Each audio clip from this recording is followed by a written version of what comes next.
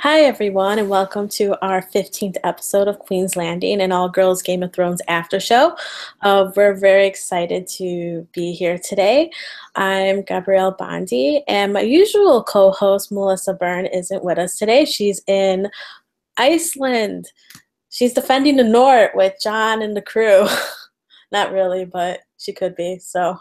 But I'm very happy to be joined by our TYF staff writer, AJ Caulfield, Hey and guys. later on in the show, our film editor, Allyson Johnson, will be joining in. She's finishing up the episode as we speak, so we didn't want to spoil her. We wanted her to finish it so she can kind of jump in and really talk to us about it. So, where do you want to start? Because I'm like, I keep trying to like go through everything. Like, so much happened in this episode. I mean, because we went from like so many different characters and stuff. Mm-hmm. So, I think one thing we were just talking about right now was Littlefinger because Oh God. I have so many thoughts. I know. Well, I think, we at first thought Arya was being kind of this crafty spy master and just kind of following him and trying to see what he's really up to. And then we find out that he's actually playing her. So yeah, AJ tried taking a screenshot of the scroll, and we ended up finding out that it was the scroll that Sansa had sent her family in season 1 to try to convince them to King Joffrey and to kind of save her father from getting beheaded. So now that, but I don't think Arya understands the context behind that Sansa was forced to. So he's trying to put this divide between the sisters, which I'm like, no, don't do it. And tensions are already high because you had that really great scene in the parents' chambers where Arya kind of comes at her sister and says, you like to think that you're better than everyone else, and you've always been kind of materialistic, and is accusing her of wanting Jon to be endangered so that she can kind of take over. And I think she has that little taste of power and she wants to grab it. And Littlefinger sees that. So he's kind of like, well, I might as well just separate the last remaining Starks. Bran is so far gone. Littlefinger isn't even worried about him. But yeah, he gives me the heebie-jeebies, and I'm scared of what he's going to do next.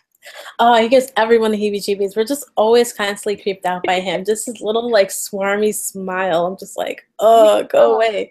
And I like that the actor in real life is actually just a very chill dude.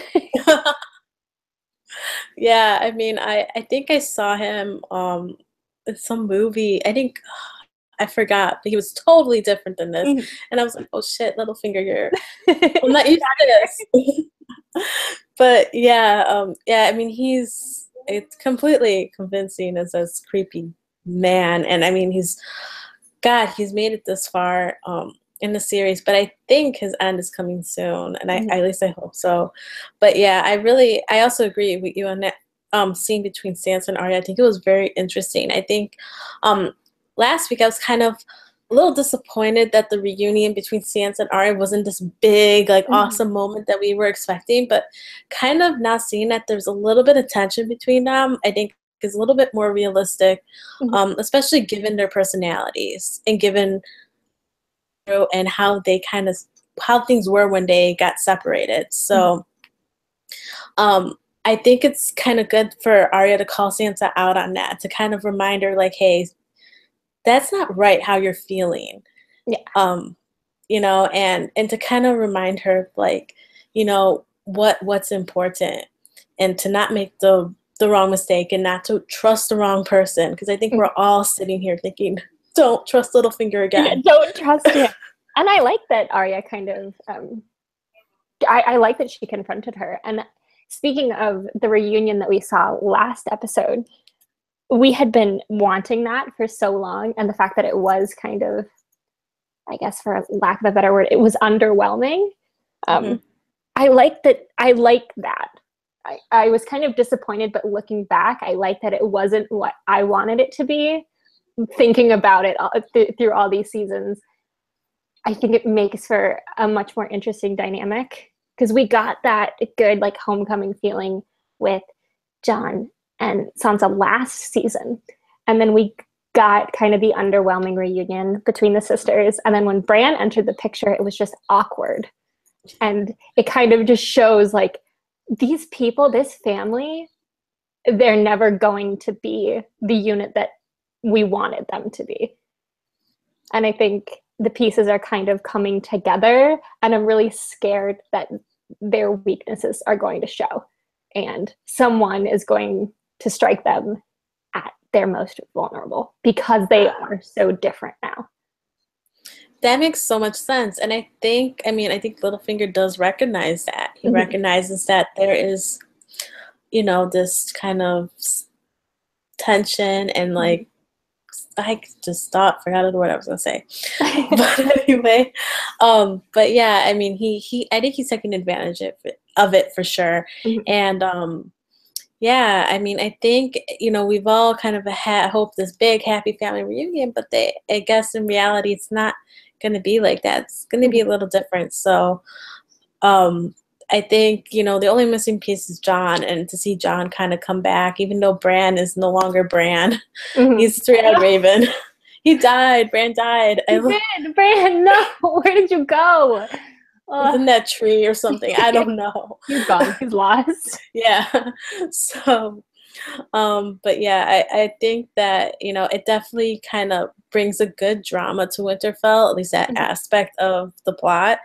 And yeah, I think it's, going to be a chance to see who Sansa has grown to be. And, Arya, I hope Arya like kills him. Oh my God. I just want her to unleash the rage. I mean, really, she has to. Yeah, and finish that list. But speaking of Jon, there was a moment, and I'm sure it stuck out for a lot of people, when he is petting Drogon and has that moment. I was like, I feel like I'm gonna cry, and I don't know why. It was just so powerful. And then in the middle of it, I was wondering, does the dragon, can he sense Jon's like actual lineage in some way? I think he does. Yeah. I mean, I think first of all, why have that scene? Exactly. You saw kind of like they had a lot of focusing on the dragon's eye, the dragon kind of recognizing him in a way. And but yeah, I agree with you. It gave me chills. I remember seeing promo for it earlier today on like social media, and I was like, oh, he touches the dragon. So, contact has been made. And his eyes were really like glassy and almost like grayed over a little bit in that scene. Yeah, and so just like the connection of the eyes, and I don't know, it was just very like a flashbulb moment. Like, remember this is something important, because now that the season is moving so quickly, which I like, but I like that there was like such an intentional moment that is just going to loop back later. Yeah, definitely. I mean, yeah, I think it just kind of solidifies all the theories that he is a Targaryen. And I think giving him that moment with the dragon, I think, and Daenerys looking at him and seeing it happen, I think later when she finds out that he is a Targaryen, she'll probably is more likely to believe it just after seeing this interaction. Because I'm sure she knows that her dragons have never been like that with anyone else. Yeah, I thought it was a really beautiful, tender moment, and it had more emotion than any scenes between Jon and Daenerys. Right? I'm like, I'm so over it. Me too. Like, it's just, oh my God. I mean, I understand that it's likely that they're gonna happen. I understand, but it just, watching it makes me cringe. And it's not even the incest anymore. It's just that it feels so awkward. Yeah. It's, even if they weren't, related in any way, their dynamic, just the way that it's been played out right now, if you stripped away any, you know, familial ties and just left with that, these are people that they're very weird around each other. Yeah, I mean, I understand, like, they're both, you know, he's a king, he's a queen, there's a whole bend the knee issue and all that, but even just them being casual with each other, it's I It's can't, odd. yeah, it's odd. I don't buy it. Mm-mm. And I like complain about this every week on the show. Because everyone's like, no, they're gonna get together and they're gonna be king and queen, and I'm like, okay, I understand like why you believe that, but I'm like, something I'm gonna enjoy watching. Yeah. And then they added like this whole weird love triangle thing this episode with Jorah coming back. Right? I know, and I was just like, this is even more awkward, but not even in the kind of awkward that you were hoping to kind of impart. No, it's weird because Jorah looked at Jon before he says goodbye. Yeah, and I was like, they have that whole moment, and then when Jon and Dany say goodbye, she's so expecting him to be physical with her and kind of like give her a hug or a kiss on the cheek or something. You can feel it like in her body language, and when he doesn't, it's just like, this is so weird. This is just so awkward. I know, it was just like, okay, he's leaving now. I'm like, I'm kind of glad he's going because I can't deal with them together anymore. I can't take another scene with them together. And I think the reason why, beyond kind of her wanting him to pledge himself to her, I think she's so not used to men in positions of power not being like romantically or sexually interested in her. Yeah, that's true. Hey, Allie, welcome. Hey. You joined right into the middle of our Daenerys, Jon, Jorah love triangle chat. But yeah, AJ was just saying that about, you know, how Daenerys is not used to powerful men not kind of like bowing down to her feet or worshiping her or wanting her sexually. Yeah. So, and Jon doesn't really seem to outwardly exhibit that stuff, at least from our perspective. Mm-hmm. Everyone else thinks, you know, the tension was rolling, but no. He just has greater things on his mind, and she also picks the guy who knows nothing, you know, in famous last part. So, like, I don't think he's, like, emotionally ready for any kind of interest in him, period. But, like, it doesn't stop the tension, which is amazing. Yeah. So. Stupid Jorah. Nice guying it up already. Yeah, when he volunteered, like, I'll go for you. You know, I came back because I'm here to serve. Allow me to serve you. Yeah, I was just like, damn, Jorah. I'm Team Jorah. I'm sorry, guys. I'm Team anybody but Jon and Dany. Nah, I totally am Team Jon and Dany for the like really shallow sole purpose of they're so attractive. I'll be Team Kit Harington and Emilia Clarke. There we go. I'm that team. I'm Team them. That's a more reasonable team. Sorry, Allie. I'm still like gonna be on this train until like the very end of this series if this continues to be a thing. I'm on board with you. Yeah, I do not feel, I mean, maybe it's just like the writers being incapable to incorporate like a legitimate romance into this show, or even if you can call it that, but I just don't get that vibe. I can't. Like, I watch it and I cringe, and not because I don't like it and I don't want it to happen. It's just because it doesn't feel authentic. It just feels weird. And I'm wondering, no sexual pull, Gabby. I don't feel anything sexual between them. I feel the only, like I was telling AJ, I felt more emotion and magnetism in Jon's interaction with the damn dragon than with him and Daenerys. Not like a great selling point for what I'm talking about, but that was a really amazing moment. It was. I'm wondering if most of the awkwardness that we're feeling is because we as the audience know that they're related and they don't, And right now they're just kind of like sussing each other out. And maybe the dynamic and like kind of chemistry, I guess, will get better and easier when they can see each other for like who they really are. I'm hoping, at least. I hope so too, because I do kind of want to enjoy this. I mean, I want to kind of join in with everyone's shipping fervor about, you know, about them being together.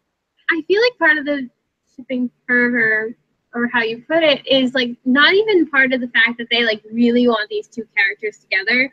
I think there's still kind of the like, what term am I thinking of? Just like the specialness. That's definitely not the term I'm thinking of. But, like, it's just this like really crazy thing that these two characters are in the same scene still. That like I think at this point it's kind of like, well, like, she is fire and he is ice. Like that's the whole point of the novels and the show. Like so I think there's a part of like, yeah, again, just that there's something special to it that these characters are together, period. That everybody's like, oh my god, they should totally get together. Just for like the ridiculous nature of it and how crazy it led us to this point. I mean, like, again, there's a section of people like myself who just would be aesthetically pleased by it, but like, cool. We're all shallow sometimes. And also, like, this is the show where the greatest romance on the series is between twins. So this is true. So we shouldn't really be surprised. So like one between an aunt and a nephew who don't actually know they're an aunt and a nephew is like so PC. Yeah, we're all, I guess, yeah, you're right. We're all outraged, like, oh, that's disgusting. The entire time since episode 1, we've been exposed to this, the Lannister craziness. And like when they present outing them, like when they presented outing Jaime and Cersei, like with Jaime being the father of the baby, is like they're presenting it as if we should be on their side too. Like, you shouldn't go with the norm. Don't go with what everybody says. Be a lion, not a sheep. And it's like, no, be a fucking sheep in this one. This is gross. No, dude, I didn't even, well, I mean, I understand how they're presenting it, but I was not, like, catching on to that at all. No, I mean, like, I never was, you know, yeah, you guys really love each other. You should go with this. Like, but I felt like that's the way the story was, or, like, the writing was trying to get us to be. I'm wondering if she's lying. I thought that too. I thought that was one way to kind of make sure that Jaime wouldn't betray her. Because it's the first thing that she says after she embraces him is never betray me again. Yeah. I got that vibe. I mean, I just know how Cersei is, and I know she knows that Jaime has a soft spot for Tyrion, and that he had expressed that, you know, this is an award they were going to win earlier to her, so he's thinking that he's going to lean more towards siding with Tyrion over her. So, you know, saying she's pregnant would kind of be the thing that would keep Jaime by her side. You know, and telling him that, you know, we don't have to be a secret anymore. We can be open. You can be open with your love for me. And I think that's something Jaime always wanted. So she knows how to manipulate him. And and she's done way worse than manipulate her own brothers. So, yeah, I mean, you gotta hand it to Cersei. She's good. Yeah. I mean, she's bad, but she's good. You know, she's good. She's staying in this game. I mean, much longer and much better than I had ever anticipated. So she's really ruthless. My God, I'm like, okay, I kind of admire it, but you're kind of a despicable person at the same time. So yeah, I think it's going to be interesting to see how she goes about what her next steps, because now that she knows what's happening, she's thinking ahead of the game. You know, she's going to kind of entertain this truce with Daenerys, I guess, and wait for that White Walker guy that hopefully Jon and his crew bring back. We don't know. We're kind of left open-ended at the end. So what do you guys think about all that? I don't have a good feeling about it. I think someone's going to die, and I don't want to know who. I'm really like dangerously scared, because the fact that the closing shot didn't show anything, it was a very opaque, it felt intentional, because it's like if there was something to be concealed, you would be concealing it. But if there was like not any danger for right now, you could be kind of a little bit more open. And I know it's probably to leave on a cliffhanger-y ending, but I'm just terrified that most of them are going to die. Yeah, me too. I mean, I think it was interesting how they finally got those characters all together, because I was kind of wondering about the Hound and all them. And Gendry, by the way, who makes his grand return, King Robert Baratheon's bastard son. That scene was so good. It was great. And it also seemed to captured a bit of, like, probably intentionally, of the Ned and Robert back and forth in general too, and just like the kind of natural ease. And the fact that they're both bastards is kind of charming. I love it. I know, me too. I'm rooting for this ship more than anything. I'm curious to see if Gendry and Arya get a reconciliation or whatever, or they reunite, because they had one of the more, like, in my mind, poignant and kind of heartbreaking departures of the series. And I don't know if it's just because, like, in all this madness, there is like this really sweet little companionship between them. But I'd be curious to see, like obviously I want to see Arya and Jon reuniting, but I'd be curious to see now Gendry and hers too, along with, if the Hound survives, the Hound and Sansa. You know, there's all these characters that could all of a sudden just meet that, like, we weren't even thinking of. If they survive. Like, yeah, that's the whole thing. If they fucking survive. If you die out there, I'll kill you. So don't die. Yeah, I don't know. I feel like some are, but I'm more excited. I'm such a, like, everybody knows, like, I'm a really big Jon fangirl, and I have from the beginning, and I really suffered for it, and, like, dealt with all the shitty storylines and whatever. But if anything's clear, Kit Harington is an amazing stunt fighter, and any episode that, like, is really action-packed with him in it throughout all the seasons are usually ones that I love. Like, I forget what the title is called, but the first time they went out and fought against the Night King, that was some of the best imagery the show's ever had. Similarly with Battle of the Bastards last year.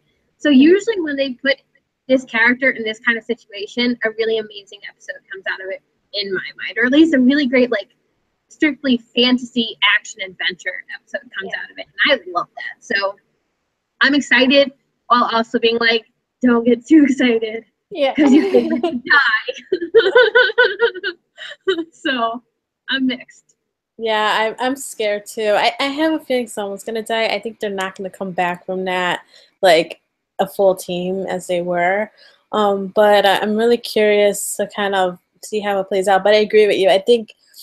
Reminder that this is going to be the second to last episode of this season, and we all know there is a certain pattern where the penultimate episode of the season is usually crazy.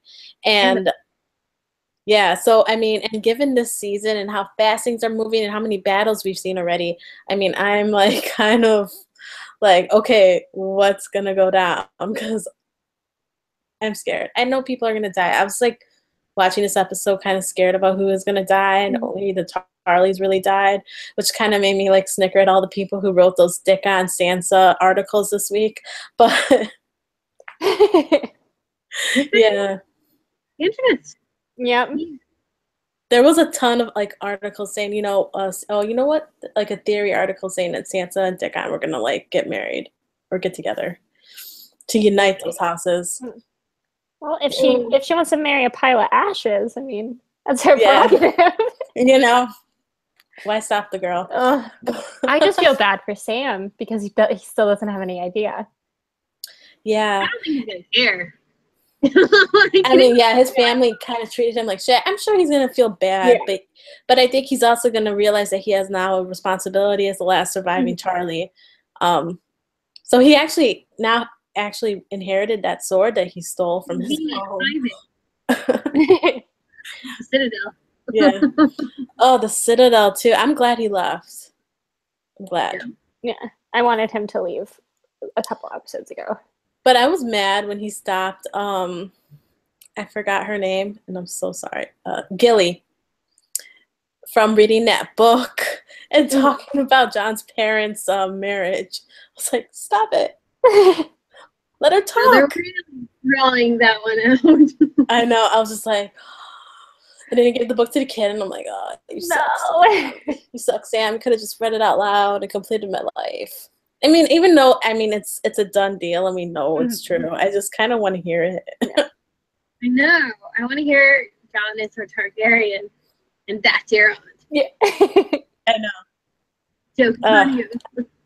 Maybe by the finale, we'll hope. We'll keep our fingers crossed. So I think we kind of covered everything. And if we didn't, we'll probably cover it throughout our next segments. So our first segment is Week of the Week. For those who are new to the show, we kind of pick a character who annoys us or who did something that really just bothered us, or the character who disappointed us. Not necessarily one we want to be killed off, but one that we just wish did better. So, you guys, who are your Week of the Weeks? Jaime Lannister. Because, Gabby, how did you put it a couple weeks ago? You called him something. I don't know if it was like a putz or something. A putz. Okay, I'm going to go ahead and say schmuck. I feel like that's like in the same, pretty much the same thing. Just a pushover. Hardcore. And like, it doesn't matter. And like, I was kind of also annoyed that the character cut off Tyrion's speech about not wanting to be born the way he was born, because I was like, oh, they're letting Peter Dinklage like really act again. But beyond that, I just like, I'm sick of him moping. I'm sick of him having to be saved by everybody else, or like pushed into situations by everybody else. And maybe this is me still longing for the Jaime of season 2, which is a complete personality transplant anyway. But I think he has suffered the most from book to adaptation transfer. I don't think they know what to do with him, and it's getting to the point where like they might as well kill him off, because it would cause more drama him being killed than him staying alive at this point. And that's a shame, because he started out as a really interesting character. So I'm not at the point where like I necessarily want him to die, but I think his character like could be wrapped up with a saying of like missed opportunity in my mind. So yeah, Jaime Lannister, schmuck. Trademark that. I'm gonna be basic and say Littlefinger, because he is the one that irritates me the most throughout the episodes, just because we've seen him turn his back on so many people to whom he was so loyal, or at least seemed that way. And the fact that he's being so transparent, at least to the audience now, being so transparent with his betrayal, I either want him to go full force with it and cause a lot of trouble and kind of put these characters into situations that I, as a viewer, don't necessarily want to see. But I think either go hard or go home. Either really commit to the plot that you're planning and cause some trouble that I hope the Starks will be able to get out of, or just go away. Littlefinger must die. Yeah, my Week of the Week, oh God, I don't even know. I mean, Jaime was gonna be my pick, but I'm also gonna say the Men of the Citadel, because they just suck. Sitting around doing nothing. Like, I mean, like Sam said, they have so much influence and they can use it for so much good, but they're just, a bunch of like old white cronies sitting around the table. Like people who have a lot of power and who do nothing good with it. Yeah, I mean, let's think about what in real life. That whole scene was just too real. It was too real, and like I was just like, yeah, okay. It's just like all the important things fall on empty ears. So they are my Week of the Week because, they just are a pain in the asses and they remind me of the real world and just too much. And I'm just like, it's frustrating. Let's just go hang out with dragons again. Yeah, I know. Okay, so our next segment is Lord or Lady Commander of the Week. Basically, your MVP of the episode, who you thought killed it, who you thought was your favorite, did the best, totally impressed you, whatever. So, you guys?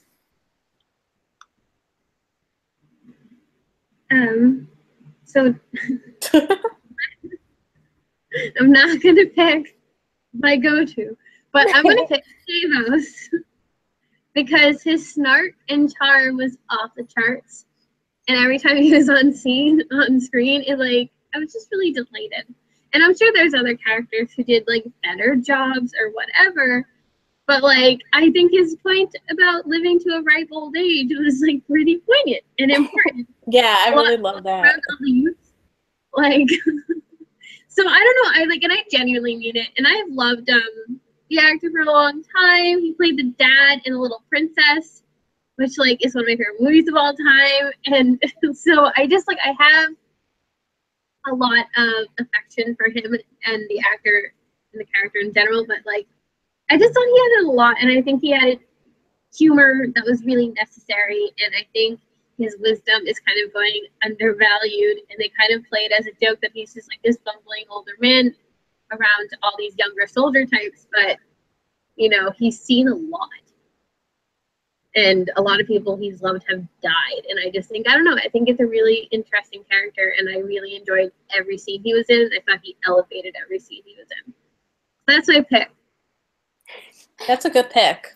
That's exactly who I was gonna pick, and I was like, I bet Allie's gonna pick Jon. So I was like, this is a safe pick. But besides Sir Davos, I'm thinking I would pick Tyrion, but I was still a little bit let down by him, and that's mostly because of what the writers did with the scene between he and Jaime. I would probably go with Gendry.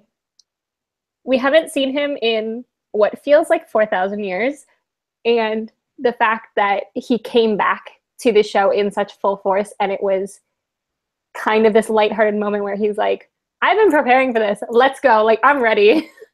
And the moment he sees someone else in trouble, just, I'm gonna smack you in the head, and we're gonna go, let's get out of here. And he's just eager to keep going and keep fighting.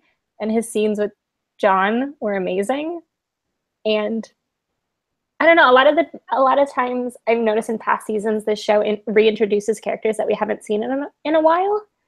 And I always go, who is that? Like, I don't remember their relationship or what the dynamic is going to be. And I don't know, I just like that he came back and it felt good and strong, and it wasn't a disappointment. I definitely think that's a good point to make because, you're right. There's a lot of characters come back and I'm like, who are they again? Or who are they related to again? Or whatever. Mm-hmm. But with Gendry, I think he's always been one that we pretty much all remembered once we saw him.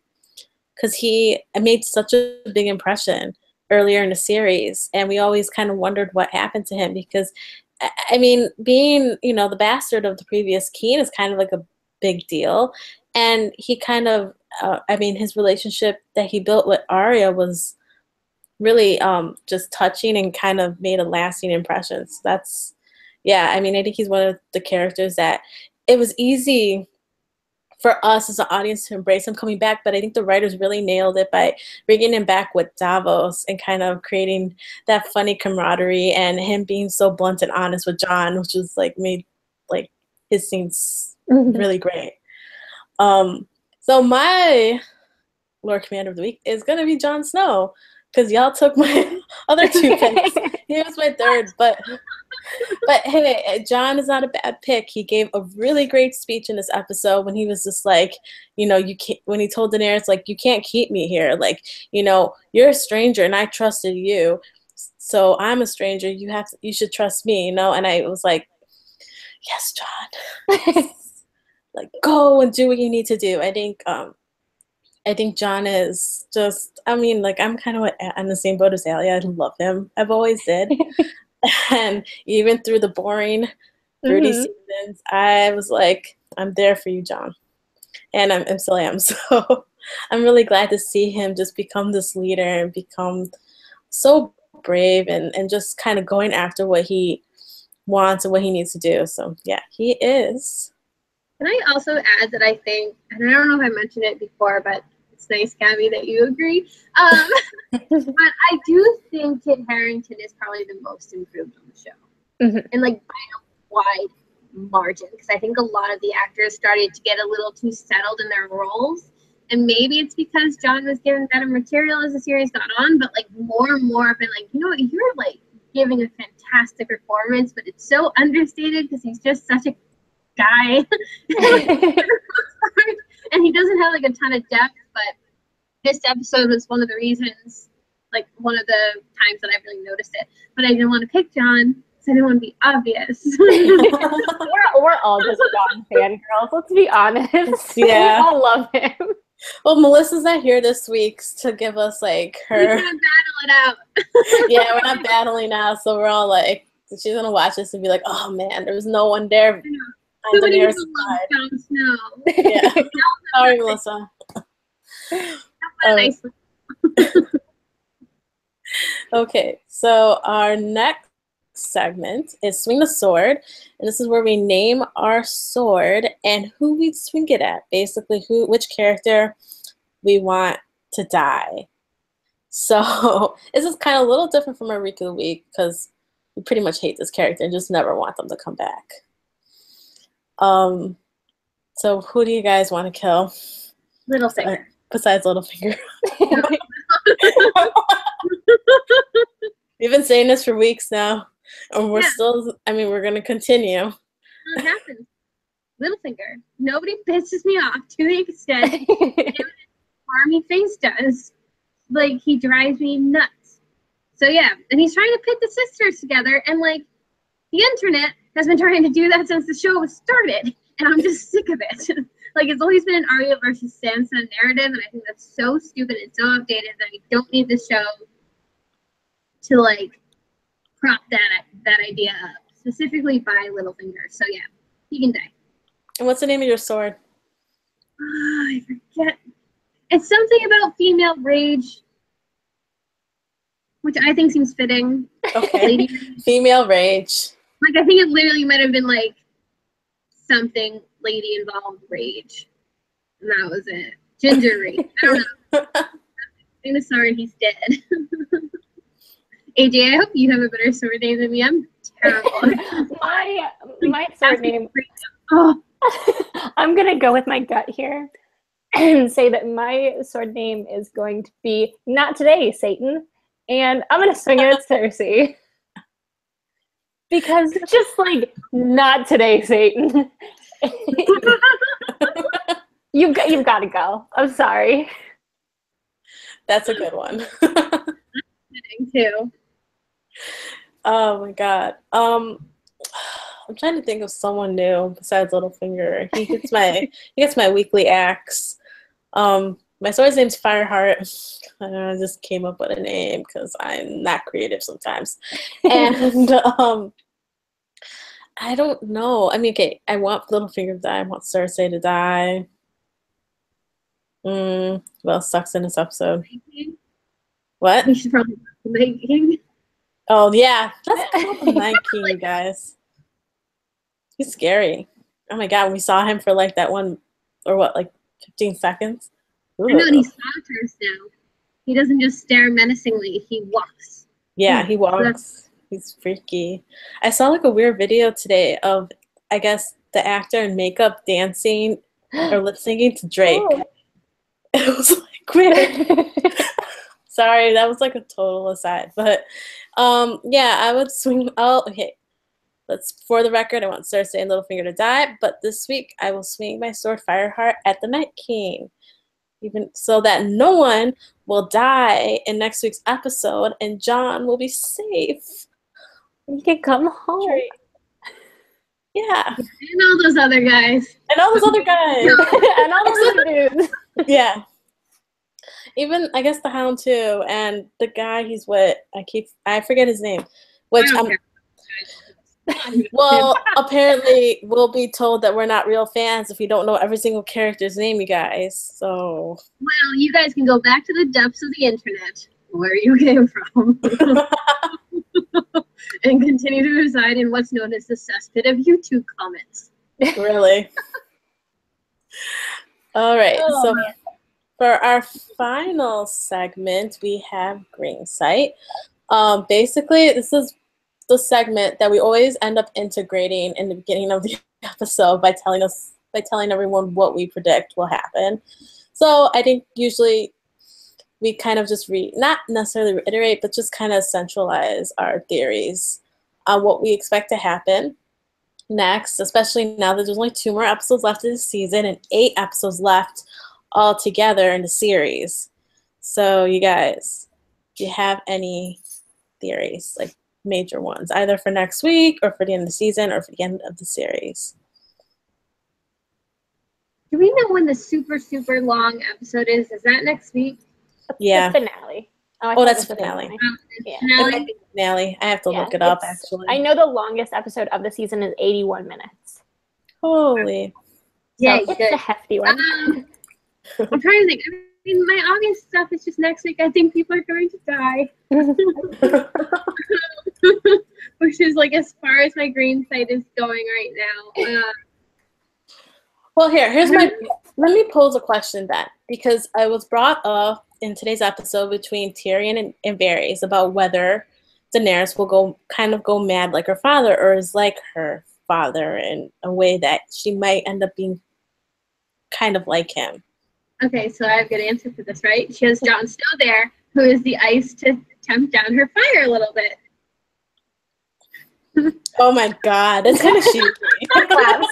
This is good. True. He's literally going to be the cooling factor to her crazy.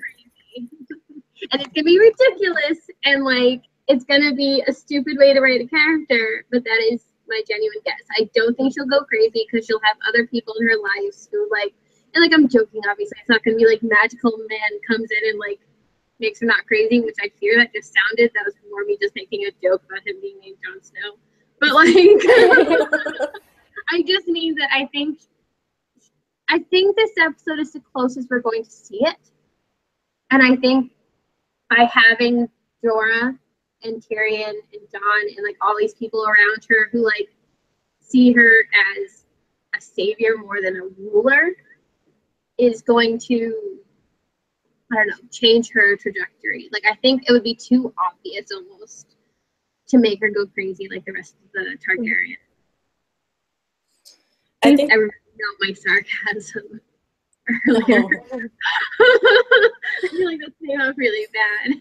Well, I think that's a good point, because I feel like a lot of us, it's become a very big theory that she's going to end up like her father, that she's going to go mad, that all the power she has from these dragons and taking over Westeros will get to her. So it's kind of become so big and so kind of like, I think we wouldn't be surprised if it happened at the end kind of thing. That I actually would hope that it doesn't happen, because I think then it would be surprising if she didn't, if she actually, if you're right, and all these people coming together kind of help ground her and help her become the kind of leader and form the kind of leadership council that Westeros needs. I think both of you raised a really good point in saying that Dany isn't like her father, because now the more I think about the father-child dynamic in the show, just looking at all of like the important ones, like Tyrion is so clearly not his father. Like Joffrey, at the time that he died, wasn't Jaime. It was polar opposite of Jaime. He was very venerated, and Joffrey was kind of this crazy child. And with Jon, it's like, you're obviously not your father, because that isn't your father. So I think that the show has done a nice job of implementing, like, these children aren't their fathers, and children don't pay for their father's mistakes. So I do think that it would be kind of a cop-out if she ended up going crazy. That said, I do think she's going to make an impulsive decision in the finale, because we're always told that the only thing that can kill whites is fire. So I think someone's going to tell her that. And she's, all this buildup with Jon, she's going to freak out and be like, well, something's going wrong. And she's kind of going to make this impulsive decision and fly there. Okay, but what story, like, telling loophole or, like, blindsight has happened that hasn't gotten brought up yet? Right? That's why I'm thinking it's going to happen in this next episode or the finale. That'd be amazing. But because I'm, like, that they have chosen to omit that. Yeah. I mean, they walked around in the caves with the drawings. He could have told her there. Oh, and see these little scary, like, undead skeleton people? Yeah, your dragons can totally kill those. These drawings are drawn really well and have really stood the test of time. Right? I know. I think it's just like everyone just believes that he just threw him down there. Come on, Jon, do better than that. He's a good little artist. Anyway. No, yeah, I think that's a great point that it hasn't been brought up, and it's the most obvious thing, you know? If dragon glass can beat him, why can't dragon fire? I mean, it just seems logical. So, yeah, I don't know. I mean, I looked it up, and next week's episode is 71 minutes long. So, be prepared for an extra, like, 11 minutes. No, 21 minutes. God, I can't do math. It's too late. And then the final episode's 81 minutes. So that's, yeah, we got to prepare ourselves for these longer episodes where hopefully our favorite people don't die. Please, no. Hopefully our least favorite people do. Yeah. Swing them swords. All right, guys. So I think, that kind of wraps us up for this week. This has kind of been like our finding her voice version of Queen's Landing this week.